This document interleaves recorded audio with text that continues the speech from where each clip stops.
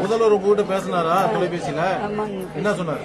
பேசினாருங்க ஐயா. உங்களுக்கு எல்லாம் நல்லது நான் செஞ்சு தரேன், உங்க பிள்ளைய எப்படி சித்திரவதை பண்ணாங்களோ அந்த மாதிரி நான் பண்ணி கேட்டுறேன் அப்படின்னு சொல்லி இருக்கிறாருங்க ஐயா.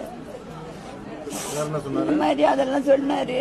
என்ன உங்களுக்கு என்ன வீடு இருக்குதா என்ன இருக்குதுன்னு கேட்டாருங்க ஐயா. எல்லாம் இல்லைன்னு சொன்னங்க ஐயா. செஞ்சு தரேன்னு சொல்லி இருக்கிறாரு.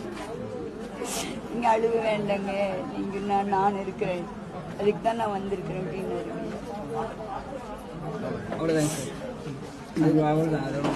சரி, இப்ப உங்க பேத்தி உயிரிழப்பை எப்படி பாக்குறீங்க? அதுக்கு என்ன சொல்ல விரும்புறீங்க?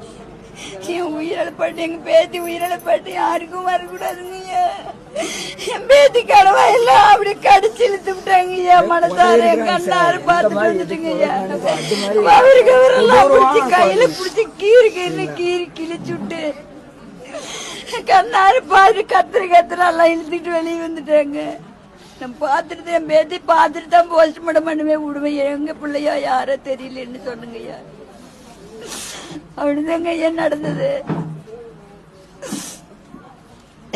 முதல்வர் உங்ககிட்ட பேசி இருக்கிறாரு, ஒரு நல்ல முடிவு கிடைக்கும்.